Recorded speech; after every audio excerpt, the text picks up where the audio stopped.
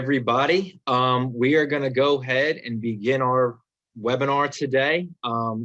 Just want to take a moment to thank everyone for registering for this event and for attending.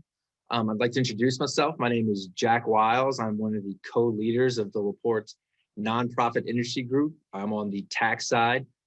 Super excited about the presentation today, all the work that's gone in, both on our side and also with our presenters today. It's been a lot of work culminating in this webinar, so we're super excited. Took a quick look over the guest list, the attendance list, and we're real excited with the diverse size of all the participants and all the folks who registered. Saw a couple of C3s, C6s, some private foundations. So without any further ado, I'd like to introduce my co-host, Dawn Labrie. She is my partner in crime in the nonprofit group and also the co-leader of the nonprofit industry group. So I'm going to send it over to Dawn to begin the webinar. Thank you, Jack. We are super excited to have you all here today. I wanted to give you all a brief background of how this event evolved. Back in the fall, we sent out surveys to our nonprofit clients and we asked them to share their experiences since the pandemic. And the responses that we received were varied but chock full of great lessons learned. We received such a good response and had so many clients that were willing to be a part of something, to share their stories and to help the greater nonprofit community, that we were able to have 8 of our respondents, 4 of which are panelists today, and 4 are going to be panelists on our webinar on February 23rd. And so we're so grateful to them for being a part of this.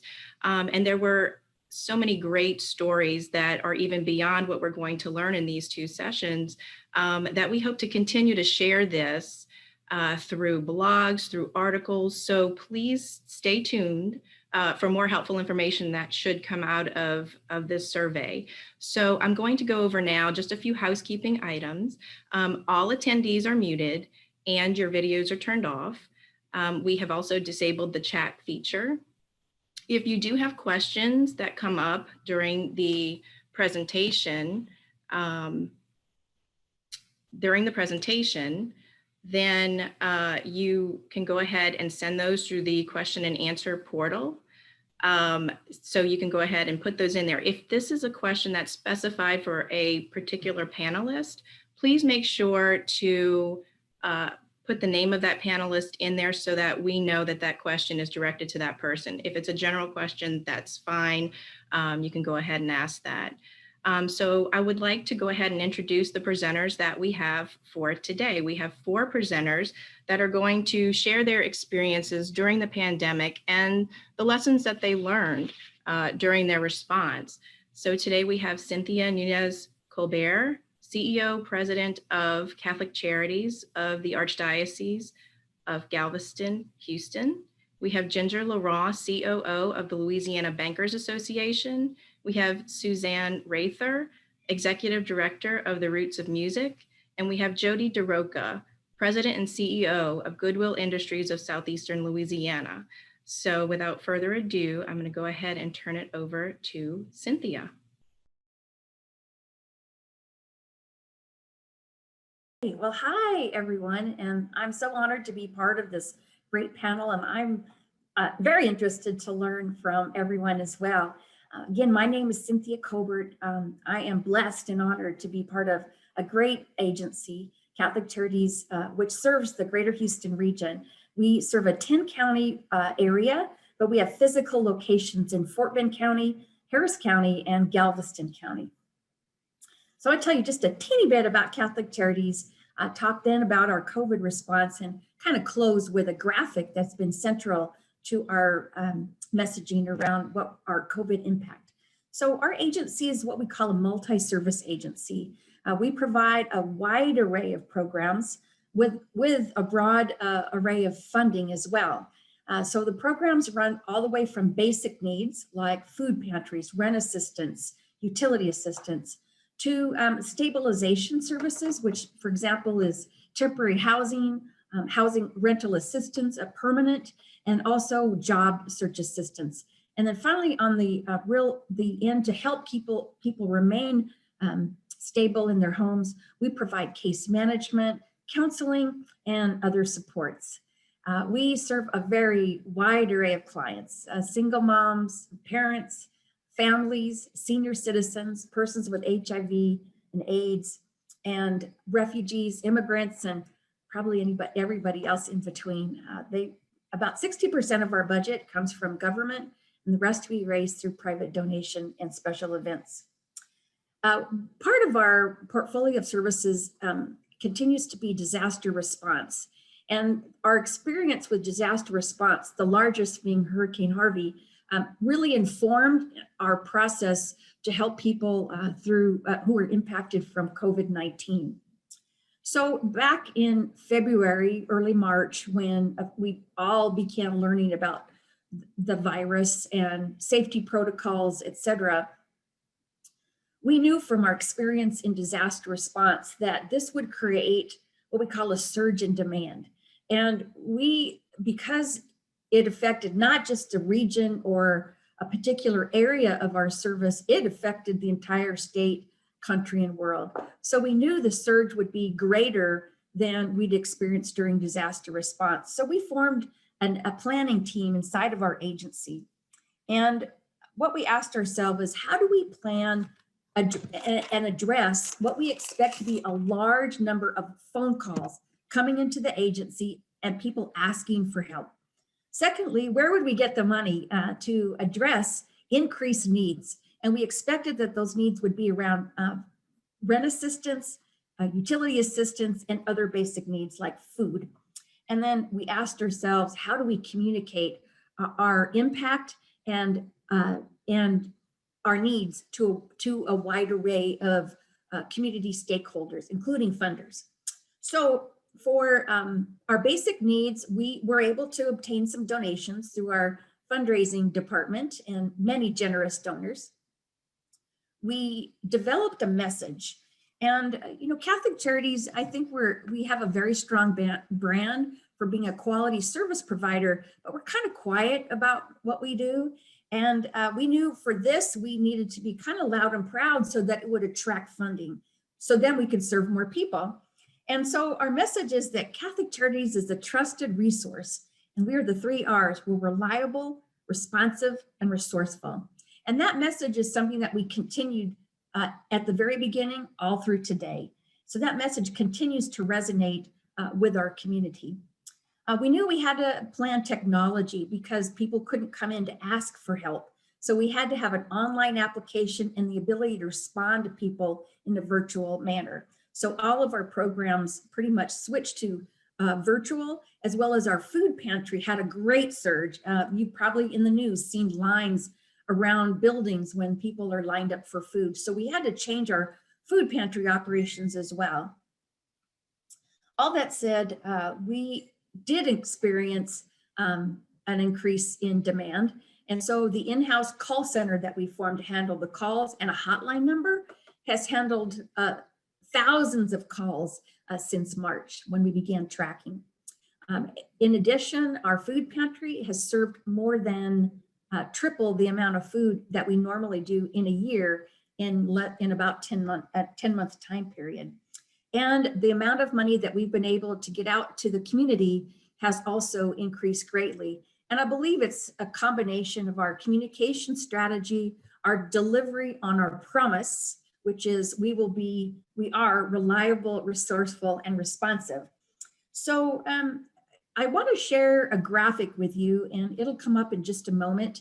And I'll show you the graphic that we have used to educate the community and our donors about the impact of Catholic Charities.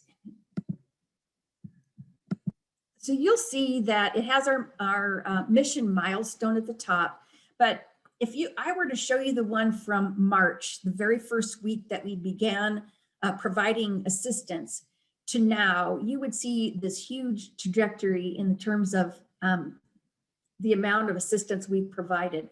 So as I said, the food pantry, over 3 million pounds of food. In the normal course of a year, we would do about 1.2 million. So triple the amount, and that's less than a year. So this is phenomenal for us. Secondly, our financial assistance. We have grants for financial assistance, but we've seen a huge increase in the number of calls to our agency, and the top three requests are rent assistance, utility assistance, and then food assistance. In terms of calls, that's pretty big for us. We're not a 211 or another type of on 24/7 call center, but we have handled a lot of additional calls. And luckily, we're able to return calls in a fairly quick way. We added home deliveries for vulnerable clients, and volunteers would take food and supplies like diapers and baby items to families and vulnerable seniors, so that people who couldn't come through the food lines and get supplies could get assistance. And then because of our messaging and our reputation, and this was shared, let me just share with you that this was shared with City Council, County Commission, our own funders, and this graphic is kind of updated every week, and every Friday a new one goes out, our board of directors, a wide array of stakeholders, so that people could see the growing impact of Catholic Charities.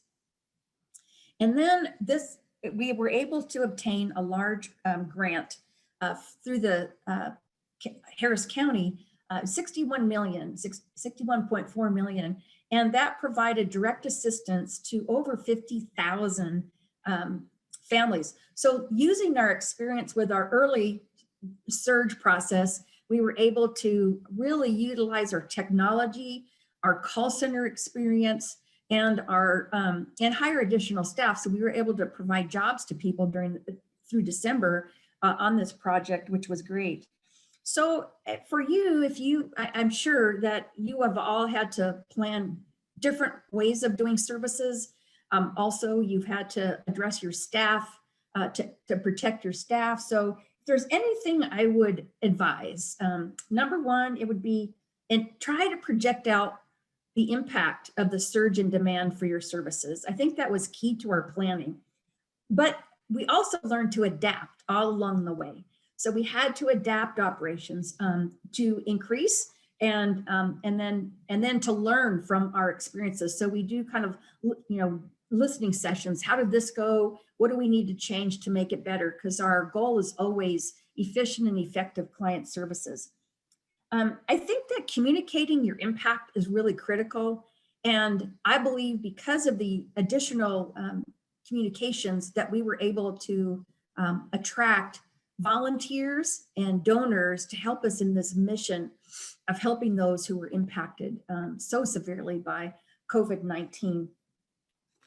And then I would say, I love the theme of this talk, which is resilience. I don't know when we'll get back to whatever new normal we'll have, but we know that the lessons from COVID for us will impact us for a long time. So I'm grateful for the opportunity to serve our community. I'm very proud of our staff, and I'm very thankful for all the donors and supporters who've helped us meet these milestones. Thank you so much, Cynthia. We really appreciate your sharings. And now we're going to hear from Ginger Laurent with the Louisiana Bankers Association. Ginger. Good morning, Dawn. Good morning, everyone. Thank you for allowing us to be here and be part of this great panel. I appreciate all the information. I know that Jack mentioned at the beginning that we had some different nonprofits, and our corporation is a 501c6. So it is a 501, but under the Title VI. And so we work with banks and bankers around the state of Louisiana, and we work with them on a legislative opportunities as well as education and resources. We provide resources to our banks and bankers throughout the state. One of the things that we do on an ongoing basis and have done since 2006 is that we have an annual emergency preparedness meetings. We have regional meetings around the state with emergency personnel law enforcement, financial institutions, regulators, financial institution regulators, and armored carriers.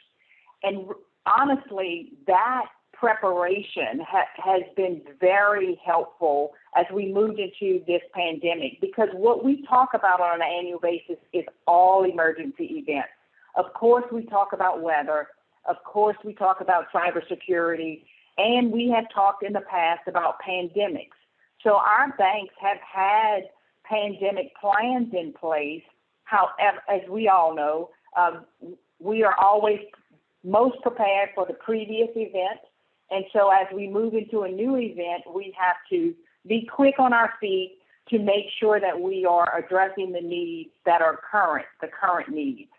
So in this, as we began this pandemic approach in March of 2020, we kind of started that with our regular emergency preparedness thought process.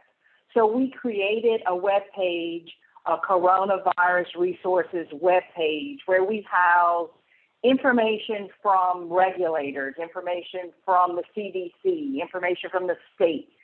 And then we moved into resources that could be available to bank customers so that they could go to one spot and find resources that were available. And then on March 16th, we started daily membership calls. And we did 6 days a week, Monday through Saturday, from March 16th to the end of April, until April 30th. And then after that, we did twice a week, and then once a week. And then when the second round of economic assistance came in December, we started the calls again on a weekly basis to make sure that we were communicating with our members and providing them with the resources that they needed. On the web page, we created a member secured section that housed the notes from every one of those conference calls. We started in March with just a general conference call number, and we had 500 members on the call at any given time. Now, as we moved through the process, and if you all remember, the banks were extremely involved in the Paycheck Protection Program. So the loans that they were making to businesses that were affected by the pandemic it was new. It was a new program. The bank had to jump in and try to figure out all the mechanics that went with that. So those daily calls were extremely important to them to have the information that they needed to serve their customer. So our role as a support role was to gather that information into a spot where they would be readily available for the bankers as they needed to go through that. One of the interesting things, too, in this pandemic, which is different from things we've experienced in the past, is that every person was affected. So our staff worked remotely from March 16th to May 18th. Bankers had some of their staff working remotely. They had lobbies closed, dealing with their customers electronically, by appointment when necessary. Their families were home, schools were out. So it was the stress level, as I'm speaking to the choir, the stress level was to a point where we knew that if we could provide one point of contact for the bankers to have resources that they needed to get their work done, then that would be our role in the whole process. And so what the daily calls, the website that we had put up became the resource that the banks need. And it also became a calming opportunity for them, because what they could see is other people were having the same issues. Lots of people were trying to get answers and get them information that they needed to make the right decision. And so I think it helped them to move into the mode where they could do their work and get their work done because they didn't have to worry about gathering all this information, knowing where to go to get what. On the staff side, we always do a weekly staff meeting, and we always do it on Monday mornings, and we continue that electronically. We did conference calls. We did conference calls for a couple weeks and then moved into a Zoom platform so that we could accommodate more people. Our conference call line, we were blowing through the limits on our conference call line. I think originally we had 350 max. We needed 500. So Zoom allowed us to open up our communication and be able to get to all the people we needed to get to for that particular process.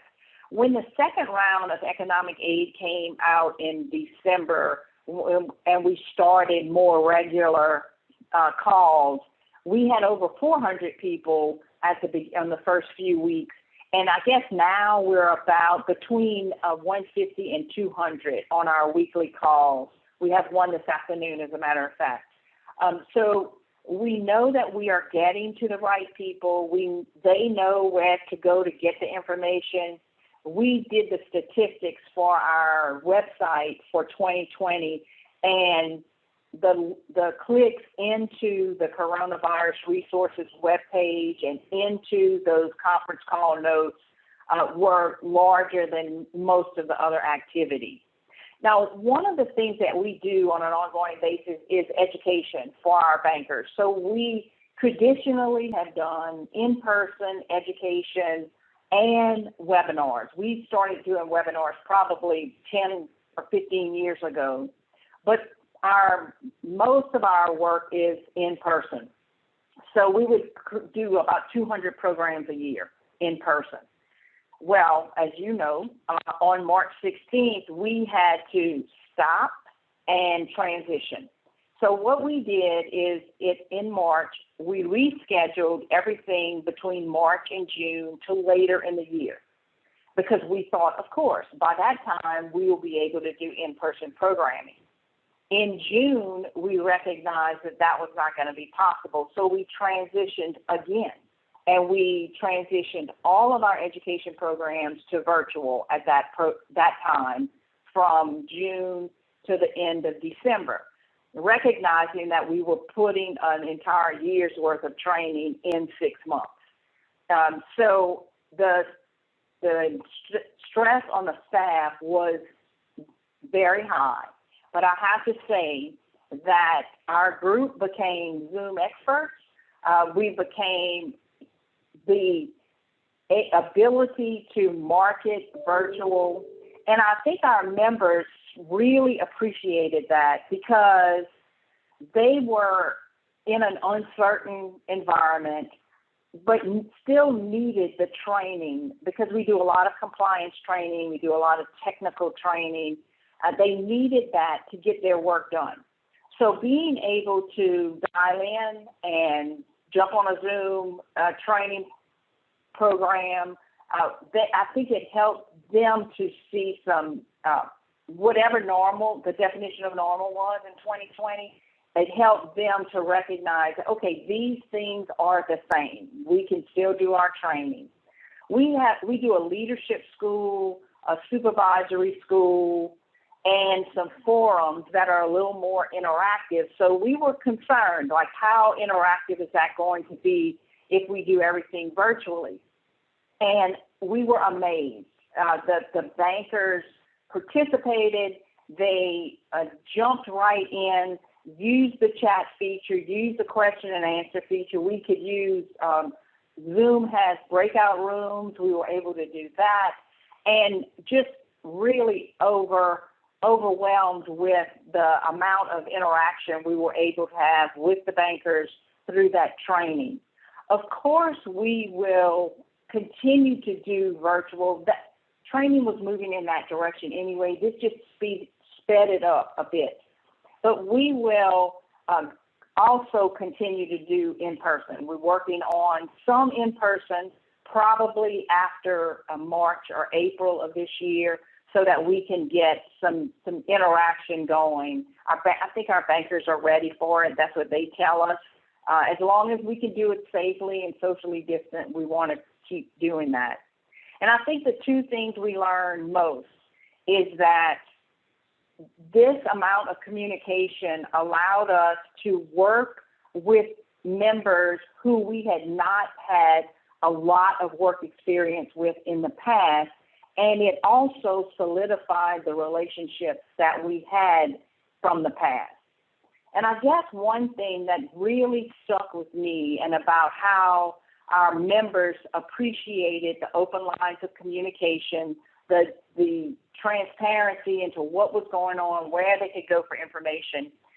In the midst of all this chaos, where their employees were working remotely, they were trying to work with their customers, their employees were having children at home, doing homeschooling, there was not one day that went by, and even until this day, that bankers do not thank us for what we've done. Most of that time, there was not an hour that went by where we didn't get a message from a banker and one of our members to say, thank you for what you're doing. It makes a difference. And we think that is called success. And so we appreciate them, and they appreciate what we've done to help them in this process. So thank you very much for your time. I know I'll be back on for a quick minute in a little bit. We appreciate what you all are doing too. Thank you. Thank you so much, Ginger. Now we're going to hear from Suzanne Rather with The Roots of Music. Good morning, y'all. I'm so happy to be here on this forum with you to kind of talk about resilience and how the Roots of Music got through and are still getting through the pandemic. So for those of y'all who don't know, the Roots of Music is a youth empowerment organization, and we help create the next generation of New Orleans musicians. So we primarily work with kids ages 9 to 14, and we are the best marching band in town. I will say that proudly. And so you can imagine that when the pandemic hit, we had a lot of things to worry about, right? Like a school, we have kids to worry about. So how are we going to keep them safe? How should we keep them engaged? How can we still keep the program going?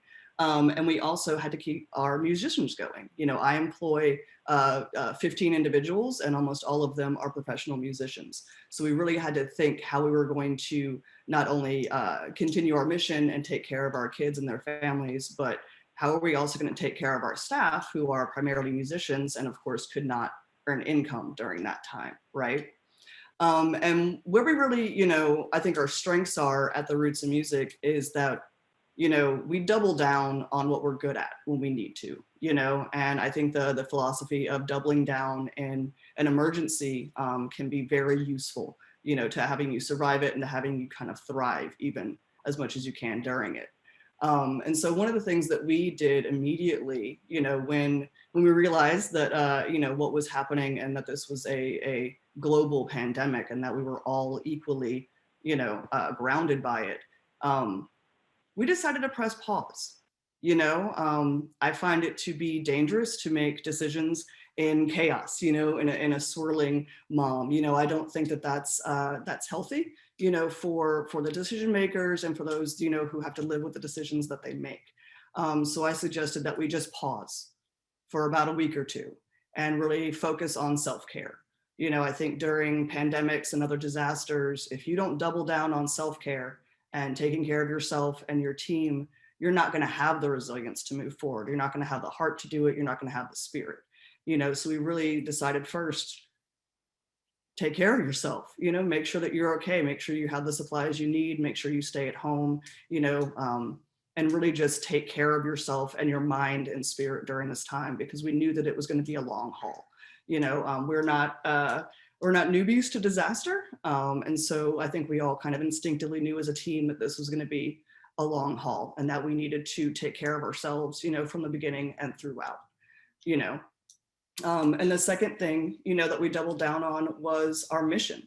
You know, one of the things that I think really bothered me in the beginning of the pandemic was that I heard so many of my colleagues at other nonprofit organizations in town really fret because they didn't consider themselves, you know, an essential service as we were defining it, you know, in those early days. You know, they weren't providing food, they're not a food pantry, they're not doing homeless services or rental assistance or the things that, you know, were kind of being determined as essential at that time.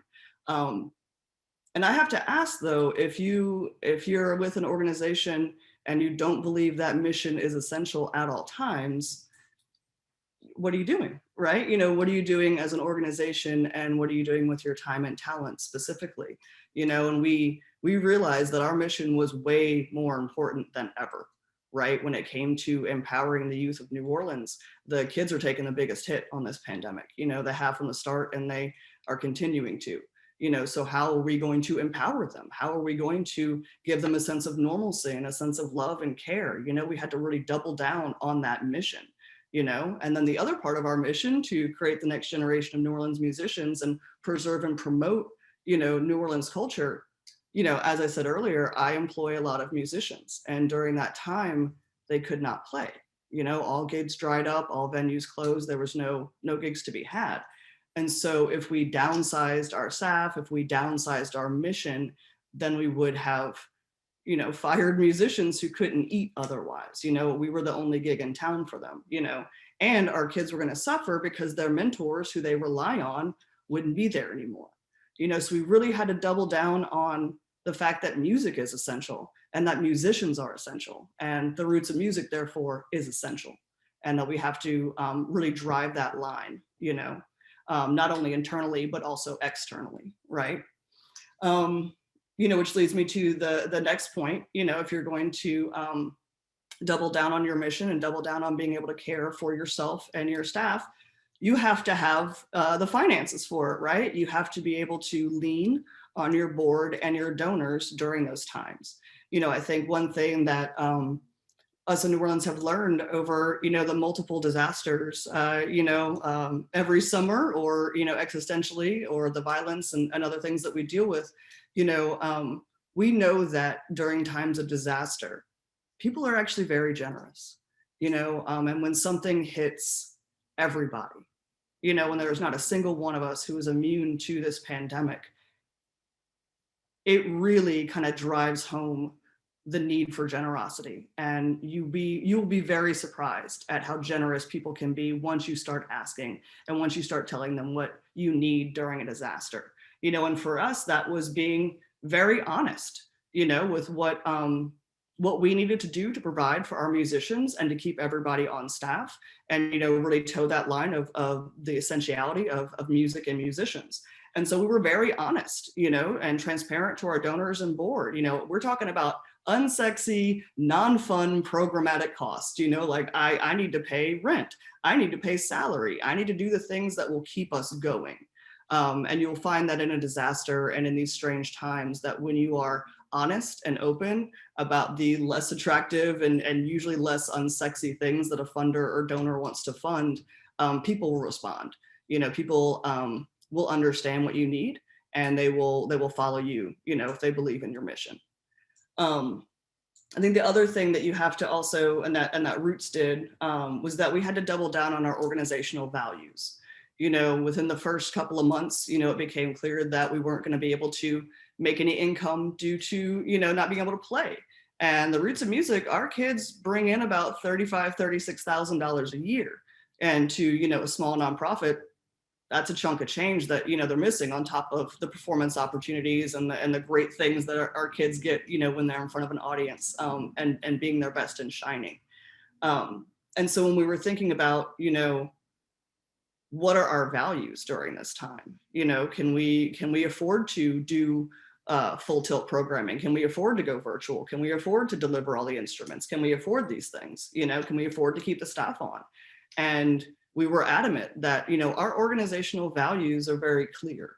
And not only do we support musicians and music and kids, obviously, but we believe in good management practices and good recruiting practices and good, you know, maintaining your staff, right? And so if we were to in any way change those values, or, you know, kind of skirt around them in any way made no sense. And so we really also doubled out on who we are and our values and what really matters to us as an organization.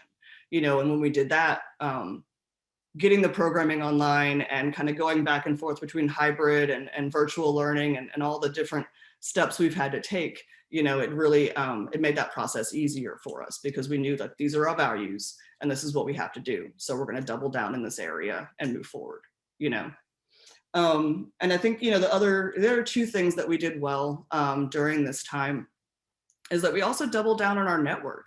The Roots of Music is very, very lucky to have a national, international, and local audience, right? We have traveled the world. We have played in several different festivals all over. And so we really leaned on our network, how can our network help us, for one, and then secondly, how can we help our network?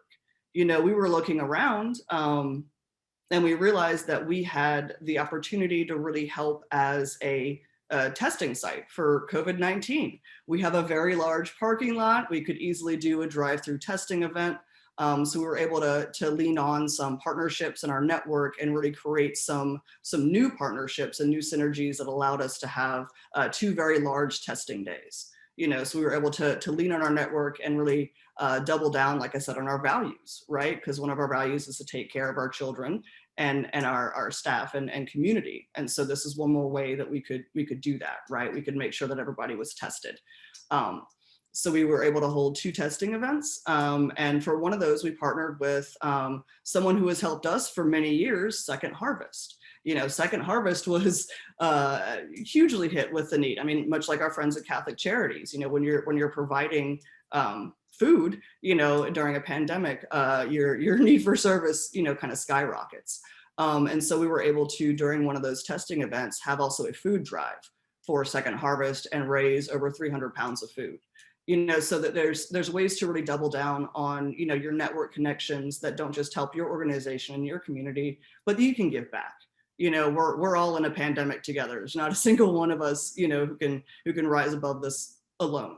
And so it was important to us and to our values to really, live those values and make sure that we were providing for not just us, but for those who have helped us along the way. And the other part of our network that we really leaned on was the media. We're a marching band, we're usually loud in the streets. You can hear us from like 2 miles away. You know that Roots is there. We're very loud and vibrant, and not being able to share that, not being able to be our loud, vibrant selves, put us kind of in a pickle. How are you going to remain in the public site? How are you going to remain, relevant? How are you going to remain attractive to, new partners and new donors, even during, such a time as this? And so we really leaned heavily on our media, and our connections across the nation and internationally, and really leaned on that network to make sure that we were still getting media exposure of all different types, and really making sure that we were, out there and present. And I think the last thing I'll say that we, really doubled down on was that we lead with love at the Roots of Music. Everything that we do has to be centered in love and has to lead with love. And I find that when you're in something scary, be it a pandemic, a storm, just a bad night, there's tons of times in life that are scary. If you lead with love, and you make sure that everyone around you feels loved and feels secure and taken care of, then everything else will fall in line. So it really starts with doubling down inside with that love of what you do and for your community, and making sure those around you feel that same way. So thank you all very much. I really appreciate the time having been here with you all, and happy Mardi Gras. Happy Mardi Gras indeed. Thanks, Suzanne, for your contribution. Now we're going to hear from Jody DeRoca with Goodwill Industries of Southeastern Louisiana. Jody. Thank you for having me. Goodwill Industries of Southeastern Louisiana covers 23 parishes in Southeastern Louisiana. So we're in New Orleans, Baton Rouge, the North Shore, and Houma. So in March 10th was when the pandemic was called a pandemic by the WHO. And so we kind of started working immediately after that to prioritize communication to our employees. We have a wide range of employees, over 700 employees that are scattered throughout all different sites. And so we started focusing on communication, trying to make sure that our message was clear as that their safety was our priority. We have, as most of you know, we have our retail stores. We have 23 stores throughout our territory, but we also have contracts where our employees are custodial workers or grounds maintenance workers, and that's over 250 of our employees. And then we have workforce development, where they serve our mission, which is helping people with barriers to employment find a job or get an education. And of course, at the pandemic, that really didn't work very well because people were losing their jobs and we couldn't work with them one-on-one. So the communication to everyone of what was truly how we were going to move forward, how we were going to keep them safe, specifically in our stores, became a real priority to us. And we had to find those outlets where we could get the information that we felt that was secure. So we relied on the AICPA, we relied on SHRM, we relied on our national office, which was Goodwill Industries International, to kind of narrow down the information for us, because as you remember, information was coming from everywhere in the very beginning. And then, as y'all know, everything was shut down. We had to go on a stay-at-home order. Now, our stores generate probably 70% of our revenue each year, and we're a $40 million company. So on March 16th, when we had to close our stores, we turned off the spigot. So cash became very important. We had to keep monitoring cash. We worked with our landlords to see if we could defer rent. We worked with other vendors to see if we could defer payments because we weren't bringing in any cash. So as everyone knows, you shut down in Louisiana from about middle of March to the middle of May. And for us, that was $3.8 million of revenue out of our retail operations. So we started monitoring our cash daily. We also reached out to our banking affiliates to see if we could secure a line of credit at that time. And we were able to. So we were able to secure a $2 million line of credit with a new bank that we had not partnered with, but they were willing to partner with us through this pandemic, which became a real luxury. So once we closed, we realized that our ability to meet the needs of our clients was going to have to shift. So we pivoted. We reached out to city council people here in New Orleans, and we are centered in the heart of Mid-City, and we have a very large parking lot. And so what we started were drive-through food pantries, and we had our first one and we learned a little bit, and then we had our second one a week later and we learned a little bit more. And then eventually we were on food drive number 20, which took us well into September. So we were even willing to continue to host food drives once we were able to reopen our store here in Mid-City. And what this opportunity provided us was that we could still serve the people, our clients, but in a different way. We also met many, many new partners, media. We worked with the council people. We had Zulu come out and help us. We had the Rolling Elvi. They came out and provided us music. And of course, we partnered with Second Harvest. One of our food drives was sponsored nationally by the Calder Foundation, and we served over 950 families on that particular day. So it was really a great opportunity for us to partner, for us to move forward, and for us to still provide assistance to our clients. So we continued to work after we reopened to provide the service to our customers for our stores. And we made sure that we had all the safety protocols in place, and we had all the signage about the number of people who could come into our stores and those kind of things. But what we found when everybody was shut down or when everyone was working from home is that people like to clean out their closets when they're at home. So our donations really skyrocketed. So we still had to provide that service to our customers as well. So we continued to keep the back of our stores open so that people could continue to drop off. And then once we reopened, all of our stores had been refreshed. We had removed all of our pre-pandemic merchandise and worked with our store personnel to make sure that everybody was safe and sound as we moved forward. So the biggest thing overarching that we really felt from the very beginning until now is we really wanted to focus on doing what we felt was right, doing what was right for our employees by keeping them safe and communicating with them, doing what was right for our board, which included communications with them, doing what was right for our community, which meant pivoting so that we could serve the same people, but in a different way to meet them where we met their needs. The other piece of this that was really important for us is to protect our cash. So we really did work to strive to make sure that we had all of the cash on hand that we needed. We were really fortunate that we started with probably 2 to 3 months cash on hand. And so we were able to monitor that.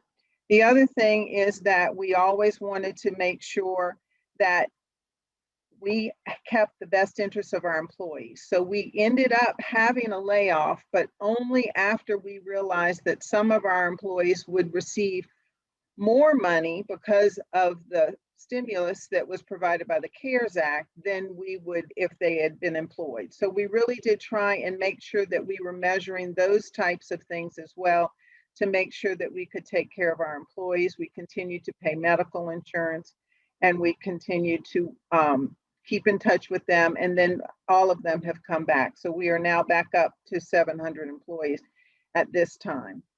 We did a lot of work publicizing all of the activities that we were trying to do, trying to publicize how we were pivoting back and helping the community. We had a lot of publicity for this.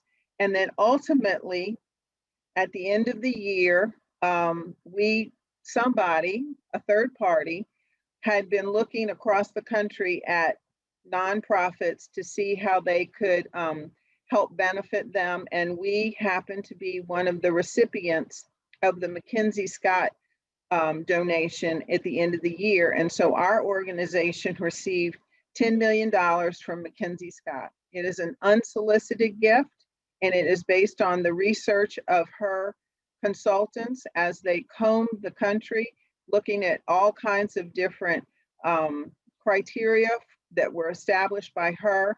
And all we can figure is that all the work that we did that was forward facing for our customers, for our clients, was noticed. And so we are really fortunate to have been recognized in that way. So I thank you for having me today, and good luck to everybody. Thank you, Jody, so much. And thank you all for your sharings of great stories of resiliency throughout this pandemic. I do want to remind all of the attendees that if you do have a question that has popped up or just something you want to learn from our panelists today, that if you hover on the screen at the bottom to the left of the chat, there is a Q&A portal. So feel free to click on that and submit a question if you have one. All of these panelists have such great stories that you know, if it's a great opportunity to ask a question, if you have one about, you know, for your organization or ones you're involved with. So now we'd like to give each panelist 1 or 2 minutes to basically offer their top tip that came out of their experience. So first, I'm going to start off with Cynthia. Wow, one, I'll say that, you know, maintain your sense of mission, which I believe Suzanne spoke about, so important. Know your strengths, stay on point about your mission. And I think most importantly, stay optimistic, because no matter what challenge, I have found that our teams and our communities are so resilient. Thanks so much for that. Ginger. Yes, I love that, staying on mission. I think that is great.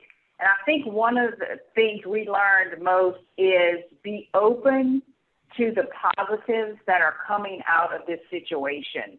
I mentioned earlier that we were already doing some virtual training, but we recognize going forward that that is going to be a big part of what we do. And we are right now researching opportunities to make it a more permanent part of our education offerings. So I think if we were not open to what are the positives that are coming out of this, that it could have been a little more difficult. Also, another positive that came out of it is that we know now we can operate remotely. We have an office space, we each have our own space, and it works great, but we can work differently if we need to, and I think that is huge.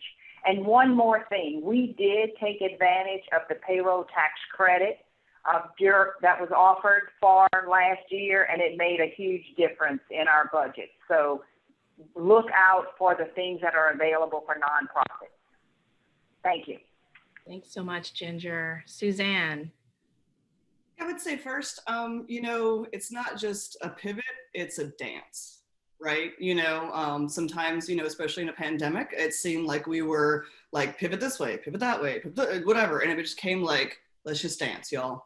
There's going to be a rhythm to this. It's going to go up, it's going to go down, it's going to get fast and slow, and we just have to dance with it, And one of the things that you learn when you dance, to a band is grace, right? I think the other important thing at this time is grace. We have to allow ourselves a lot of grace right now. We're all very vulnerable. You're seeing inside of my house, this is a vulnerable time for everybody. And so if we extend that grace and just try to dance together, we'll be all right. Thanks so much. Jody? I like that, grace and dancing, yes. Stay focused on the people, your employees, your customers, your clients, and do what is really best for them, and try and respond to their needs where their needs are. Specifically for Goodwill, not everyone understands what our mission is. They just know that we're here, and they have an expectation that we're going to help them where they are. And so we needed to make sure that we did that. Thank you all so much for such a wealth of information. And I'm going to turn it over to Jack Wiles. All right, so there was one general theme to questions that I was able to kind of put together here. And so I don't know who I'm going to kick this to at first, but if someone wants to just kind of chime in. But the biggest one was, if looking back now, what are one or two things that you think you would like to have handled differently now that you have that benefit of hindsight and can kind of see, a little more clear now? I can say one thing for us, we would have transitioned quicker to a virtual training environment rather than trying to we did 3 full calendars last year, because we did our regular one, and then in March we moved everything to later in the year, and then in June we had to transition to virtual. We would have done that immediately. That would have been much smoother for everybody involved. I think one thing I wish I could have done differently, or we could have done differently, was have more fun. We were very, and it sounds strange, it's a pandemic, right? So how do you have fun? But we were so focused on, how do we put the curriculum online? How do we deliver 200 instruments? How do we make sure it's all COVID safe? That the kids picked up on that. Kids are sponges, they pick up on everything. And we were so serious that they were so serious. That doesn't work. I wish that we'd have been a little more fun and tried to approach it just a little more frivolity, if possible. Say the investment in technology. We have successfully transitioned to virtual services and are using technology more to reach outside the physical walls of our buildings, so to speak. But I think the investment in technology before the pandemic I wish I'd had sort of more foresight around, the idea of going virtual as a test basis and then been able to phase it in. But I think we're still improving on the platforms that we use and the virtual nature of our services, including online applications and utilization of technology to provide client assistance to the people we serve. So I think that's an ongoing learning, but I wish we'd transitioned a little bit before. It would have made life a lot easier. I think we could have worked with our partners sooner, and making sure that jointly, where we have commonality, that we could have done some crossover and more partnerships and more sharing of what we do to reach more people. Nice. The other question that was kind of the other overarching theme with what came in was how have you or the organization changed as a result of the past year?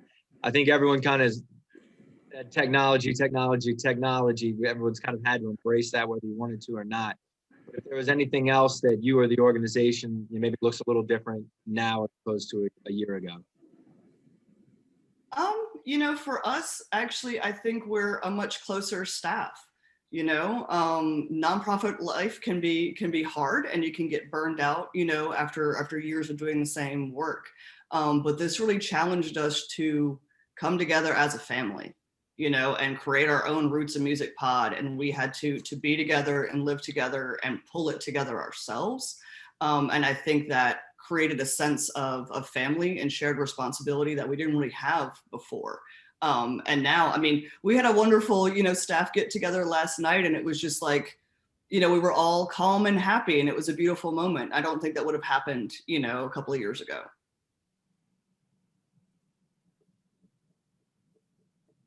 I think it gave us an opportunity to work better with our board from the perspective of Zoom, so that we were able to continue to meet with them.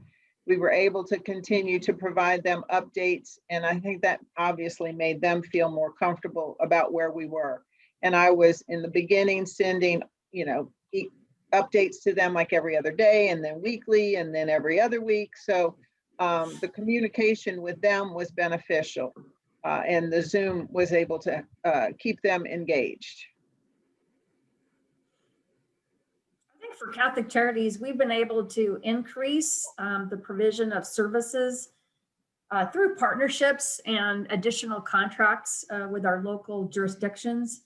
For example, based on the experience in the fall of administering the $61.4 million, we've just signed a contract for an additional $60 million for rental assistance in the Houston region. And we're one of two partners that will be administering those funds. So I think that for us, it's our three messages, right? We're reliable. So delivering on our brand promise, and I'm proud to say we did it, and we came together as a whole team. So that it hasn't changed, but it's reinforced the notion of one mission and one team. Being responsive to the needs at this point. So we're continuing our current services plus adding on additional COVID response. So being responsive to the needs of the community. And then I think being resourceful. We can't do everything. And so working in partnership with our community has really enhanced our collaborations. And for us, I think the change is going to be, a permanent virtual component to our training, as well as recognizing that communication can happen if we need to bring everybody together, which we really didn't do much of that before. So that was new.